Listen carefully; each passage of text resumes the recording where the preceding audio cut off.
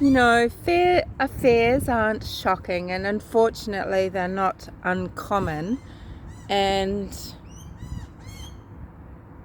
in the decade or two leading up to today, unfortunately, they've kind of become commonplace, or they've become sort of de rigueur. And, there's that expression that people will say to people, look, if you're not sure, you can always get a divorce. This is just bullshit, right? Okay. And this isn't to say that people should remain in a marriage where they're unfulfilled, unhappy, unsafe, okay, and you don't know what it's like in someone's world. You can't walk in their shoes. You actually can't. No matter how intimate your conversations might be with someone about their relationships, you don't know what's going on, okay?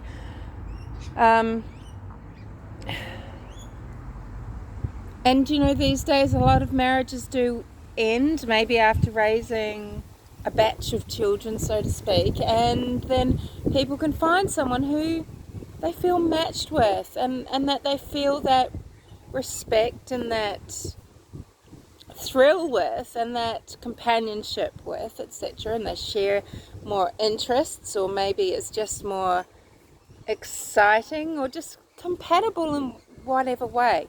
There is nothing wrong with this or unusual. What is wrong and what is unusual is that people sometimes go missing around the time that relationships are breaking up, and in this small percentage of cases, it's more commonly the female partner who is in danger. Now, having said that, there's so many double standards going along with people following the Morphew murder trial. But, prior to this, because Barry was absolutely beaten down about, he's got so many girlfriends, he's having affairs. There is this double standard that should disturb people. Now, I'm not saying any of it is right, but if you're not in the situation, you don't know what they're thinking and feeling, who would have an affair and why. Maybe it's just gossip, you don't know. Okay, we haven't seen the evidence for Barry's affairs yet, right? Sure, he had women around him afterwards. And maybe it was a petty thing that Suzanne was doing when she's going to befriend all these men on Facebook, just like Barry had so many women on his Facebook, and he says it was because it was good for business, okay? What am I saying? I just wanted to mention something about the spy pen, because don't you think it's bizarre and suspicious that, not that the spy pen exists and was used. I mean, unfortunately, again, this is what people do these days. They hire private detectives, they monitor, they track, they trace. There's all sorts of shenanigans going on in unhappy marriages. And what I'm suspicious of is that there's missing data from the spy pen. How many conversations? 7. Does this show us that, wow, there were 7 conversations that just didn't go Suzanne's way? They weren't useful. They didn't buoy her cause. That should give people pause. Now, I'm not saying it doesn't mean she wasn't murdered. Suzanne is a missing person, and Suzanne deserves justice. If she's been murdered and Barry Morphew is guilty,